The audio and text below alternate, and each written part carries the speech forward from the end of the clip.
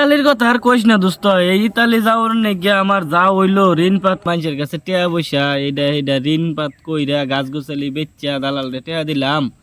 এখন দালালে ফোনও ধরে না ইয়েও করে না। এখন তো মনে কর মানুষের ঋণের চাপে মানুষ যায় বাড়ি, তখন মনে কর যে আমার এখন মরা ছাড়া গতি নেই। আত্মহত্যা তো মহাপাপ, নইলে বেড়া এতদিন আত্মহত্যা করে হালাইতাম। কি করবো দোস্ত কইস না। হ হ, খুবই সমস্যার মধ্যে আছি। কইসাই মনে কর মানুষ দিনে রাইতে বাড়িতে হ্যাঁ মনে কর হনা বাইথা ওটা মনে কর যে আমার নিকে হনা কালো হয়ে দাঁড়াইছে। না পাই সংসারে শান্তি, না পাইতেছি কোনো জায়গায় শান্তি। এই এক বিদেশ বিদেশ করে ভাই আমার জীবনটা একবারে তামাতাম। তোর নয় তাগেদাটা তুই না দিলি, কিন্তু আর তো মানুষের তাগেদা দেয়। দিনে রাইতে বাড়িতে হ্যাঁ মনে কর আব্বা আম্মা হনা ভাই বোন মনে কর কেউ শান্তিতে নাই। সবাই তাগেদার উপরে তাগেদা, একদিন না 2 দিন, 1-2 দিন তো সহ্য করুন যায়। পড়াই মনে কর প্রত্যেক দিনই 2-4 জন আইতেই আছে। এই টাকাগুলো ঋণ করছি, দোলাভাইয়ের কাছ থেকে টাকা নিচ্ছি, শ্বশুর বাড়ির থেকে দাঁড় করে আনছি। মানে এগুলো যে কই যাবো মানিজ্যত, তখন মানিজ্যতের লেগে মনে কর কোনো জায়গায় যাবার হইতেছি না, মরবারও হইতেছি না। এরকম একটা জ্বালার মধ্যে আছি দোস্ত। যদি খালি পাই দালাল রে আমি, বুঝছো দোস্ত। আমার নিয়ে কত স্বপ্ন দেখছিল আমি বিদেশ যাবো, টাকা কামাবো, এই সে। এখন তাদেরও খুব সমস্যা, তারা মনে কর যাইতে পারতেছি না আমি, তারাও খুব টেনশনে আছে। মানুষের তাগেদা একটা না একটা আছেই, জ্বালা যন্ত্রণা কোনো দিকেই কোলাবার পাইতেছি না। আমি যে কি করি কোনোভাবেই কোনো কিছু বুঝতেছি না। এই বাপ মার মুখের মিস চাইলে মনে কর আর কিছুই খেয়াল থাকে না। মনে হয় এটাই তো নয়নের দালালটা। নয়নে তো এটারে তো টিয়া দিছে বিদেশ যাবার নিকা। নয়নে একটা ফোন দেই। হ্যালো হ্যালো নয়ন, কই তুই? আমি তো দোস্ত কলেজ ফিল্ডে বই রয়েছি। ওই যে তোর দালালটা আছে না, কি কস? যার ওই ইতালি যাবার নিকা যে টিয়া দিলি, এই দালালটা পাইছি তো। কি কস? দালাল রে ভাই স্যার, ওই যে আমার সামনে বাজার মি উঠতেছে। হ্যাঁ তুই তো চোখে চোখে দোস্ত রাখ, আমি ওখানে এইতেছি, তুই তো খারো, আমি ওখানে এইতেছি, চোখে চোখে রাখ। আচ্ছা, আমি পিছে পিছে যাই দেখতাছি।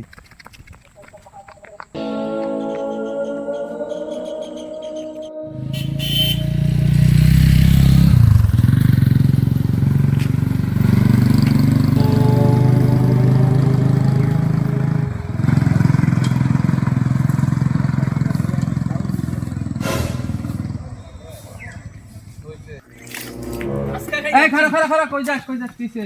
আরে আমার দালাল ভাইছি, ফালতু দালাল। আমার ওই যে বিদেশ নাই দেখ। এই ওটা তো আমি ওটা ভাই 4 লাখ টাকা জমা দিছি। আজকাল খাই আলছি, আজকাল খাই আলছি।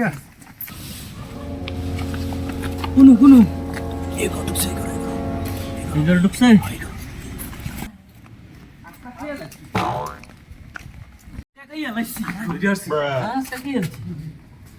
কি ব্যাপার? ফোন দিতেছেন, ফোন ধরেন না। ফোন দিলে ফোন কেটে দেন। আমার বিদেশের ব্যাপারে কি করলেন? আমার আর কত ঘুরা পারছেন এনে? নানান জায়গাতে ঋণ করে গাছ বেচা, জমিন বেচা, তারপরে এনে টাকা দিছি। এনে খালি আমার ঘুরাইতেছুন, তারিখের পরে তারিখ দিতেছুন। কি শুরু করছুন এনে? আমিও 4 লাখ টাকা জমা দিছি সৌদি যাবার লিগা। আমার ফোনও ধরে না, কোনো খোঁজ খবরও নাই। তাই ওবো আর কোনো খবর নাই। আরে নিজে না টাকা পাইছুন না, এটা কি শুরু করছুন এনে? এটা কোনো ফাইন দাবি হইলো? হ্যাঁ? হ্যাঁ, আচ্ছা ভাই, আপনারা একটু মাথা ঠান্ডা করেন। টাকাটা নিয়ে আমি সংসারেও খরচ করি না, আমি নিজেও খাই নাই। আপনারা তো মানুষ 2 জন, ঠিক আছে না?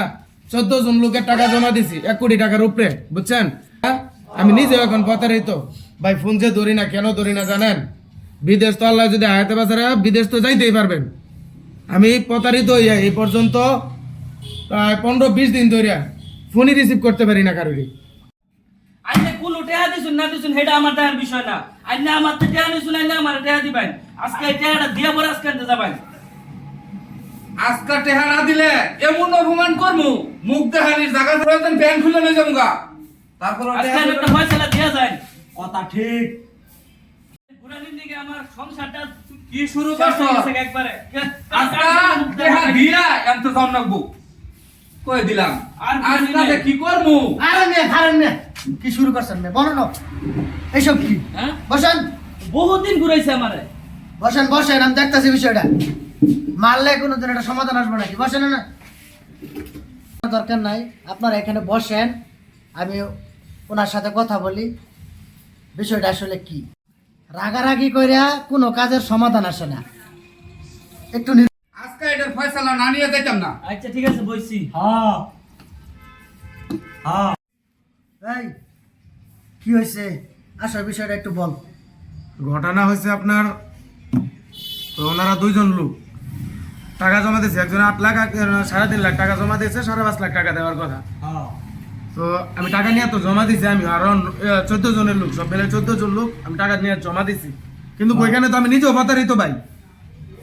এখন পর্যন্ত বিদেশ পাঠাইতে পারতেছি না, ও ফোন ধরে না, আমি ঘর থেকে বেরোতে পারতেছি না, এদের জ্বালায়। এই পরিস্থিতি হয়ে গেছে এখন। এখন আমার যা আছে সব কিছু বিক্রি করে ওনাতে টাকা দিয়ে দিতে হচ্ছে। এখন আমি কি করবো, আমি তো কোনো কিছু বুঝতে পারতেছি না। আচ্ছা বিষয়টা আমি বুঝতে পারছি, চুপ থাক। আপনার কি সমস্যা একটু বলেন তো। শুনেন ভাই, আমার 1 বছর যাবত আমি প্রায় 4 লাখ টাকা দিয়ে রাখছি। রাত জায়গা জমি বিক্রি করে বন্ধক দিয়ে এইভাবে আমি টাকা দিয়ে রাখছি। এখন মনে করেন আমারে খালি বলে অমুক মাসে না ওই মাসে, এই পরের মাসে ওই যাবো গা। আমার এখন মনে করেন দিন চলে না। মনে করেন আমি যে জায়গা জমি বন্ধক দিছি, এখন তো ক্ষেতের ধানও মনে করেন আমি খাইতে পারতেছি না। এখন আমি বিদেশও যাইতে পারতেছি না। এখন কি করবো আমি? আমার টাকাটা ফেরত দে। শ্বশুর বাড়ির থেকে 1 লাখ টাকা আনছি বিদেশ দেওয়ার কথা বললাম। এখন বিদেশ যাইতে পারতেছি না। বউ 3 মাস ধরে বাপের বাড়ি গেছে। শ্বশুর বাড়ির টাকাও দিতে পারতেছি না, বউ আসে না, বিদেশও যাইতে পারি না। এখন আমার মরা ছাড়া আর কোনো গতি আছে? আচ্ছা ভাই বুঝছি, আমি আপনার কথা বিষয়টা আমি বুঝতে পারছি। আচ্ছা ভাই আপনার কি সমস্যা?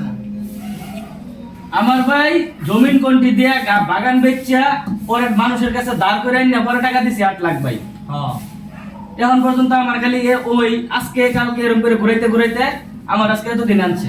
এখন ফোন দেয়, ফোনও রিসিভ করে না, কল দিলে কল কাইটা দেয়। এখন ভাই এত কিছু বুঝি না, আমার টাকা দিয়ে দিবার কই? আমি ভাই টাকা ভাই মানুষের ঋণ দিয়ে দিব, আমি ভাই মানুষের ঋণের এত চাপ নিবার পাইতাম না। যাই হয়েছে, বিষয়টা হইলো এটা নিয়ে তো বাড়াবাড়ি করে লাভ নাই, কথাটা বুঝতে পারছেন? এখন টাকা পয়সা আপনারা যা পান, আমি ওর দায়িত্বটা নিলাম, রিস্ক নিলাম, অর্থাৎ আমি জিম্মাদার। আজকে আপনার কত টাকা? আমার 8 লাখ টাকা ভাই। আচ্ছা আপনি আপাতত যে 2 লাখ টাকা নেন, ঠিক আছে? আপনার কত জানি? 4 লাখ। 4 লাখ। আচ্ছা ভাই আপনি 1 লাখ টাকা রাখেন। হ্যাঁ, বাকি টাকাটা আমি 15 দিনের ভিতরে দিবার চেষ্টা করবো। আপনারা আমার কাছে টাকাটা নেবেন। হ্যাঁ ভাই, আমরা এরা চিনি না। আপনি আমরা এরা চিনি না। দায়িত্ব নিছেন, জিম্মা হইছেন, টাকাটা কিন্তু আপনার কাছে 15 দিন পরে এসে আমি খুশি হয়েছি, আপনারা ধন্যবাদ আপনাদের, আপনারা আমার মান্য করছেন এই জন্য। এখন যা হয়েছে এই বিষয়টা নিয়ে আপনারা আর বাড়াবাড়ি করবেন না। ঠিক আছে ভাই, 15 দিন পরে তাহলে আপনার কাছে আমরা আর চিনি না। আচ্ছা আচ্ছা ঠিক আছে ভাই। ঠিক আছে ভাই, আসি তাহলে। হ্যাঁ, আসসালামু আলাইকুম। আসসালামু আলাইকুম। আচ্ছা আচ্ছা ঠিক আছে। আচ্ছা, কি শুরু করছ? এলাকার মানুষের লাগে বাটপারি চলে, এই ধরনের পয়সা কামো মানুষ যাবো। এই যে 4 লাখ টাকা নিয়ে বাড়িছি, কইছি এক জায়গায় যাবো, কারণ এই টাকাটা মনে করে এদের দিয়ে দিলাম। কারণ আজকে যদি তোর ধৈর্য অপমান করে, মানুষ তো কোন পর্যায়ে যাবো?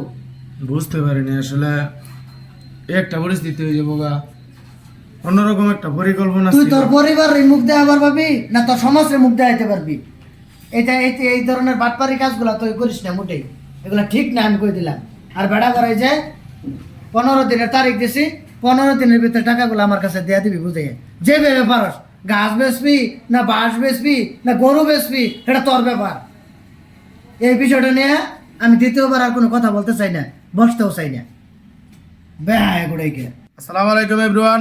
আপনারা যারা বিদেশে যাবেন তারা কখনো দালালের মাঝখানে বিদেশে যাবেন না, ডাইরেক্ট ট্রাভেলসের সাথে যোগাযোগ করবেন। দালালের খপ্পরে পড়ে কেউ প্রতারিত হবেন না। সবাইকে ধন্যবাদ। আসসালামু আলাইকুম। সুস্থ থাকুন, ভালো থাকুন, আল্লাহ হাফেজ।